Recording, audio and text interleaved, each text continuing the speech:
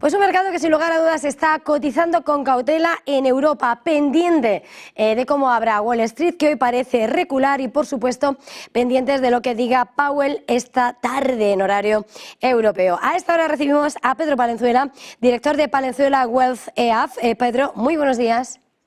Muy buenos días, Eva.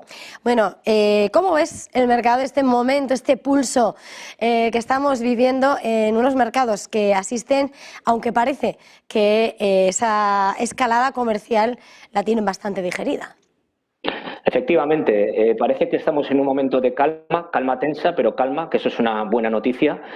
Los aranceles no tiene pinta de que vayan a ser indiscriminados y globales, no tiene ningún sentido. Estados Unidos estaría haciendo daño a sí misma si toma implementa esa política arancelaria, y básicamente yo creo que los aranceles se van a acotar a aquellos productos o aquellos bienes que se producen en Estados Unidos, pero que no tienen ventajas competitivas. Y por eso lo estamos viendo, ¿no? Pues estaremos hablando ahora mismo de los aranceles al acero, al aluminio, podrían venir al petróleo, al gas, automóviles, agricultura, bueno, pues determinados bienes de esas características. Lo que no tiene sentido es que se ponga un arancel a algo que no se produce en Estados Unidos y que por tanto lo tengan que comprar más caro, porque lo único que estarían haciendo es importar inflación. Si algo tiene claro Trump es que la inflación ha sido una de las grandes bazas que ha jugado para llegar al gobierno de Estados Unidos, y yo creo que las medidas van a ser bastante más sosegadas de lo que en un principio se estimaba. Así lo están reflejando las tires de los bonos,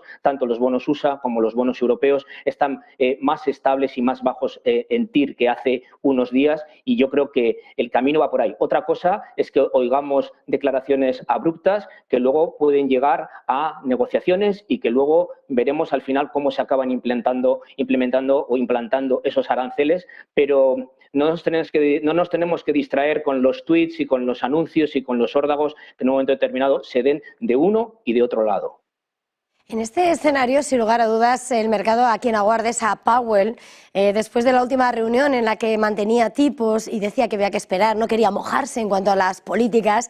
Sin lugar a dudas, mañana vamos a tener el dato de inflación en Estados Unidos, es una de las grandes referencias, uno de los puntos claros de atención por parte de la FED. ¿Qué esperas de esas palabras de Powell en un contexto en el que además sabemos, ¿no?, ese escenario de enfrentamiento con Trump?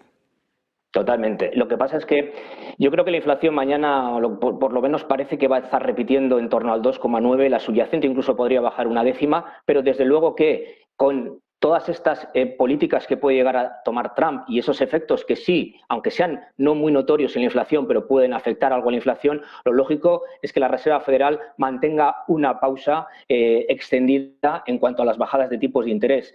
Seguimos creyendo que las bajadas a lo largo del año podrían estar en torno a 2, el mercado está descontando creo ahora 1,4, y en definitiva esperamos una pausa, pero lo más importante es qué cuenta Powell, es decir, qué nos va a decir mañana, a ver si es que dice algo también.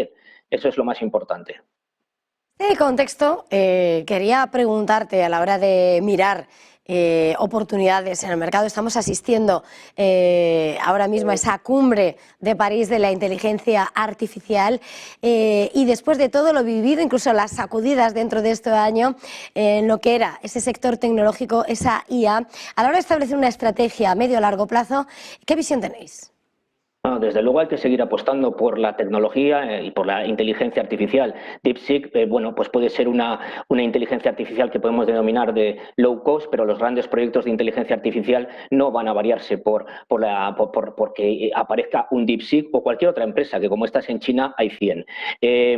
Por tanto, seguimos apostando por la inteligencia artificial, pero también hay que tener en cuenta las valoraciones. Y las valoraciones, es cierto que hay determinadas compañías que están ajustadas y que hay que pedirles unos crecimientos muy importantes para que se justifiquen. Entonces, igual lo que hay que hacer es no centrarse tanto en las hiperconocidas y entrar en otras empresas de tecnología que también están haciendo cosas dentro del sector y que no tienen esos PERs tan elevados como puede tener Nvidia en estos momentos, que creo que está en torno a un PER 70.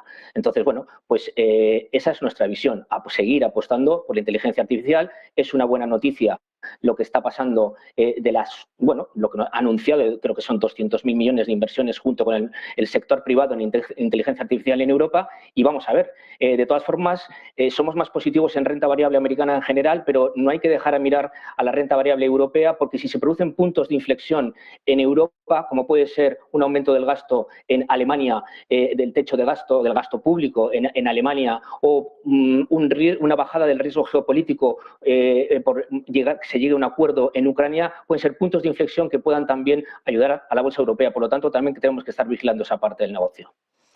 A la hora de mirar esos activos, esa estrategia, estabas hablando de tensiones geopolíticas, quería preguntarte, estabas subrayando vuestro favoritismo por la estrategia en renta variable americana, pero en medio de esas tensiones geopolíticas también estamos viendo cómo el oro está brillando y activando esa cualidad suya de refugio. También hemos visto en medio de las tensiones geopolíticas la subida del precio del petróleo.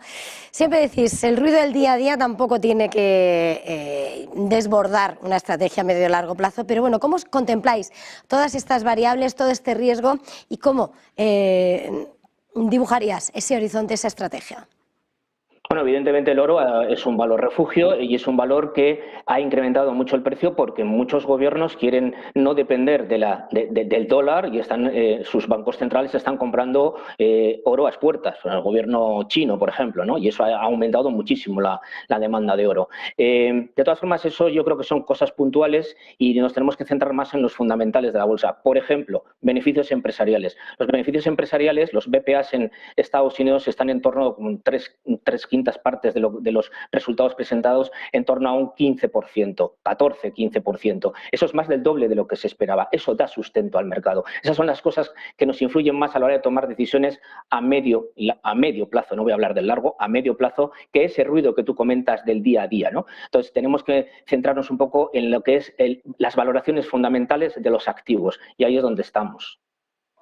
Y con todo esto, para terminar, no sé qué sectores destacarías ahora mismo. Apuntabas como hay que mirar si a esa inteligencia artificial, deteniéndonos en las valoraciones, pero ya con todo lo recorrido en esta campaña de resultados, con todo, bueno, queda un año entero por delante, pese a toda la intensidad que se está viviendo este ejercicio, ¿qué sectores destacarías? Bueno, evidentemente ya hemos comentado en USA tecnología, también la tecnología que tenemos en Europa nos gusta, las empresas que hay son menos, pero evidentemente nos gustan en general.